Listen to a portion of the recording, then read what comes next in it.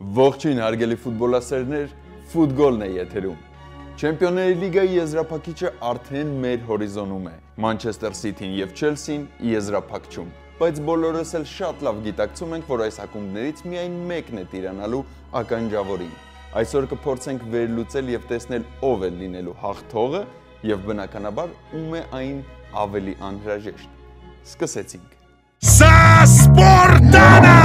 Ամեն օր մեկ հատ iPhone 12 Pro Vivaro-ից ամենաբարձր գործակցով հաղթած Սպորտացուր։ Կատարիր առնվազն 2000 դրամ խաղադրույք, դարձիր 30 սպորտացիներից մեկն ու տարօրվա սպորտ ֆոնը։ Vivaro, սպորտիչ հաճույքի համար։ Քաղաքայինները արդեն բավականին ժամանակ է ինչ ունեն հարուստ տերեր։ Այդ ցիկլը սկսված է։ Ճիշտ է, Չելսիի մոտ այն ավելի շուտ էր սկսվել, բայց շեյխերը, որ եկան Մանչեսթեր Սիթի, բնականաբար գլխավոր տիտղոսը, որի համար նրանք երազում էին եւ ձգտում էին, Չեմպիոնների լիգայի գավաթն է։ Այս ընթացքում Մանչեսթեր Սիթիի բոլոր տիտղոսները սահմանափակվել են Մառախլապատ Ալբիոնի տարածքում, եւ հիմա հոյակապ հնարավորություն է նրանց ընձեռնվել տիրանալ ականջավորին։ Մանչեսթեր Սիթին առաջին անգամ է եզրափակում, այդ իսկ պատճառով նրանց մոտիվացիան շատ բարձր է լինելու։ Գումարում ենք սրան այն փաստը, որ 2011 թվականի եզրափակիչից հետո առաջին անգամ է Պեպ Գվարդիոլան հասնում Չեմպիոնների լիգայի եզրափակիչ, հասկանում ենք, թե ինչքան կարևոր է քաղաքայինների համար լինելու այս եզրափակիչը։ Բոլորս էլ շատ լավ գիտակցում ենք, որ Պեպ Գվարդիոլային հրավիրել էին Մանչեսթեր Սիթի հենց Չեմպիոնների լիգայի տիտղոսի համար։ Իսկ նա 10 տարի է արդեն հեռու է գտնվում հնարավորությունից այս տիտղոսին տիրանալու։ Չեմպիոնների լիգայի եզրափակիչներում հաղթելու 100%-անոց արդյունք ունի, եւ սա եւս մեկ փաստարկ է, թե ինչու Մանչեսթեր Սիթին կարող է տիրանալ ականջավորին։ Բացի այս ամենը, պետք է ասենք, որ հասունացել է պահը Մանչեսթեր Սիթիի համար, որովհետեւ խաղային մոդելը մոտ է կատարյալին։ Այդ իսկ պատճառով Մանչեսթեր Սիթին լուրջ հայտ է ներկայացնում, որպեսզի նրանք տիրանան հենց տիտղոսին։ Իսկ Չելսիի պարագայում պետք է ասեմ, որ 2012 թվականի եզրափակում ֆուրորից հետո բնականաբար Չելսին փորձելու է կրկնել այդ հաջողությունը։ Հաշվի առնելով նրանց ունեցած անցած ուղին, կարելի է ասել, որ որոշակի արտացոլումն է 2012 թվականի ֆուրորի Չեմպիոնների լիգայում կատարած, քանի որ հենց այդ մրցաշրջանում, ինչպես այս տարի, այնպես էլ այդ ժամանակ, Ռոման Աբրամովիչը, ֆուտբոլի մեծ գիտակ, որոշեց, որ պետք է փոխի մարշչին, ինչպես եւ այս տարի։ Տուխելը եկել է Չելսի, որպեսզի կրկնի 12 թվականի հաջողությունը արիստոկրատների համար։ Տուխելի գալուց հետո Չելսին ձեռք է բերել որոշակի դիսցիպլինա խաղային, եւ սա շատ կարեւոր է, հատկապես այն օգնում է թոփ մրցակիցների դեմ փլեյ-օֆ կարգավիճակով խաղերին։ Չելսին փորձելու է հնարավորինս բարձր պրեսինգ կիրառել զոնային, որպեսզի Մանչեսթեր Սիթիին հնարավորինս հետ պահի իր դարպասներից եւ չթողի մոտենալ վտանգավոր տարածության։ Իսկ Կևին Դե Բրույնեն եւ Գյունդողանը, ինչպես գիտենք, կարող են ապահովել այն մոբիլությունը եւ կտրող գծերի միջով փոխանցումները,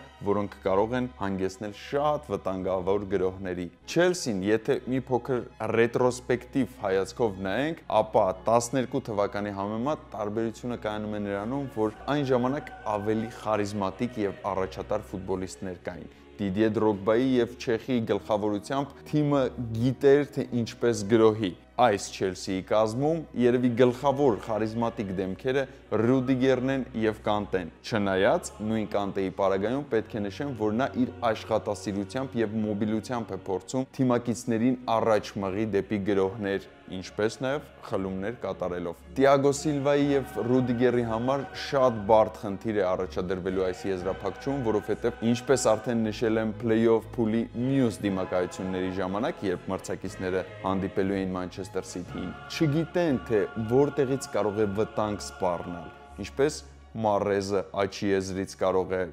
գոլերի հեղինակ դառնալ, կամ նույն Կևին Դե Բրույնեն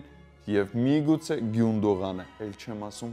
Ֆոդենի մասին։ Քանի հիշել եմ անգլիացի տաղանդին, ապա անպայման պետք է նշեմ, որ ժամանակակից սերնդի լավագույն ֆուտբոլիստներից մեկն է միանշանակ։ Ֆոդենի աշխատասիրությունը եւ արագ որոշումներ կայացնելու հատկությունը հոյակապ զենք է Գվարդիոլայի համար։ Պատահական չէ, որ իսպանացի մարզիչը նրան համարում է լավագույն ֆուտբոլիստներից մեկը, ում հետ նա աշխատել է։ Ֆոդենը հաջողությամբ կարողանում է իջնել ավելի հետ գնդակի ետևից եւ դրիբլինգի հաշվին գնդակը հասցնում է առաջնագիծ։ Նաեւ շեշտեմ նրա արագությունը։ Բոլորս հիմա խոսում ենք Մբապեի արագության մասին, բայց Ֆոդենը կարծես թե շատ քիչ է զիջում Մբապեին իր արագությամբ։ Գումարած այս ամենին պետք է ասեմ, որ անգլիացի երիտասարդը միշտ պատրաստ է հարվածելու, իսկ հարվածների արվեստին նա հոյակապ է տիրապետում։ Այնպես որ արիստոկրատները պետք է շատ զգույշ լինեն։ Չելսիի գլխավոր զենքը Մանչեսթեր Սիթիի դեմ պայքարում, ինչպես մյուս խաղերում,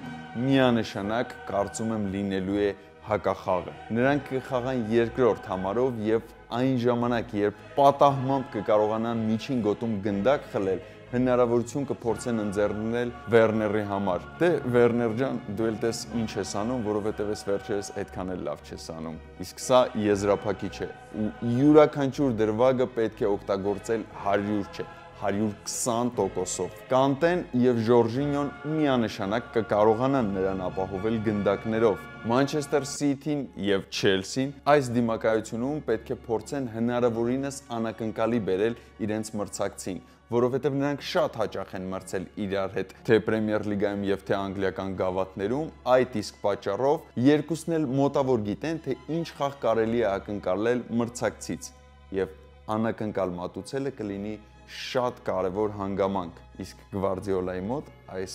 գործոնը մի քիչ ավելի ուժեղ է երևի, որովհետև Տուխելը ավելի փորձում է իր խաղը կառուցել եւ բալանսը, արագ որոշումներ կայացնելը հիմնական զենքն են արիստոկրատների համար։ Սիթիի պարագայում մութ անտառ է լինելու, որովհետև Պեպը ես համոզված եմ, որ անակնկալ մատուցելու է։ Չգիտեմ դա կլինի Զինչենկոյի տեսքով կամ միգուցե այլ ֆուտբոլիստի տեսքով, բայց որ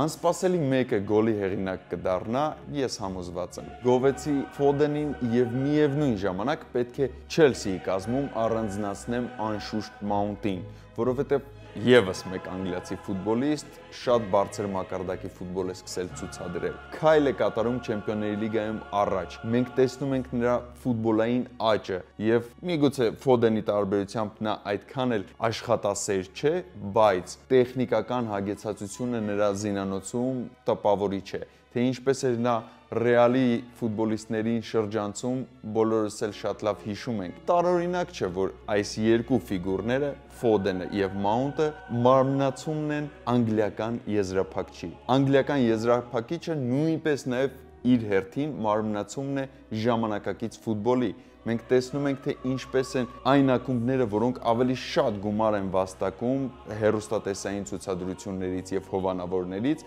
նրանք ավելի ստաբիլ են եւ ժամանակը գալիս է նրան, որ միշտ իրենց խաղային կարգը բարձր են պահում։ 2 տարի առաջ արդեն մենք ականատես եղանք անգլիական եզրափակչի ու հիմա նորից անգլիական եզրափակիչ։ Եթե համաձայն չեք իմ այս կարծիքի հետ, ապա մի փոքր ետ նայեք եւ տեսեք քանի իսպանական եզրափակիչներ ենք մենք տեսել։ Հենց այդ ժամանակ իսպանական ակումբները պարզապես կտոր էին անում բոլոր մրցակիցներին, իսկ հիմա անգլիականների հերթն է եկել։ Չելսիի պարագայում սպասում ենք երկրորդ համարով խաղ, ով փորձելու է հակագրողներով հասնել հաջողության։ Կենտրոնում փորձելու են քանդել հնարավորինս Մանչեսթեր Սիթիի գնդակով կարճ փոխանցումների խաղը, իսկ միևնույն ժամանակ հակառակ բևեռում Մանչեսթեր Սիթին կիրառելու է իր ողջ զինանոցը, թե արագ ֆուտբոլիստներին, թե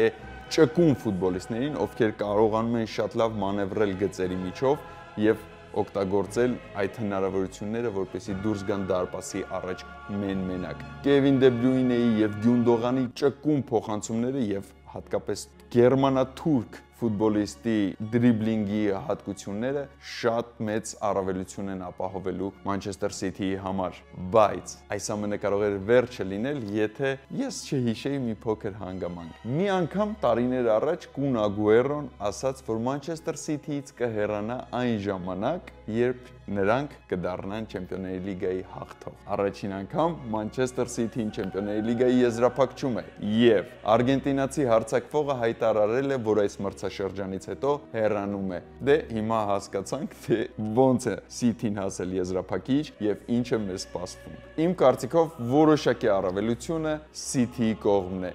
Chelsea-ն հանդիսանալով սև ձյուկ այս խաղարկության ընթացքում հասել է եզրափակչի, բայց միգուցե դեռ այն մակարդակի չի հասել նրանց խաղը, դիմանկարը խաղային, որպեսզի նրանք կարողանան հաղթել City-ին։ Ճիշտ է, հիմա դուք կհիշեցնեք ինձ, որ վերջին երկու դիմակայություններում City-ի համար ոչ այդքան բարենպաստ հաշիվ է գրանցվել, բայց սա Չեմպիոնների լիգա է։ Սա եզրափակիչ է, որտեղ լինելու է կենաց մահու կռիվ։ Գրեք մեկնաբանություններում ձեր կարծիքը, թե ով է լինելու հաղթողը։ Իմ կարծիքով 55% հնարավորություն եմ ես տալիս Manchester City-ին, 45% հավատում եմ Chelsea-ի հաղթանակին։ Դուք էլ ներքևում ձեր կարծիքը գրեք։ Կհանդիպենք շատ շուտով, որովհետև ֆուտբոլը շարունակում է թեժ լինել, առջևում Եվրոն է։ Գրեք նաև մեկնաբանություններում, թե ինչ թեմաներով եք ուզում մեր հաջորդ տեսանյութերը լինեն, եւ մենք կփորձենք գոհացնել ձեզ։ Լավ եղեք, առողջ եղեք ու խաղաղ։ Հաջողություն։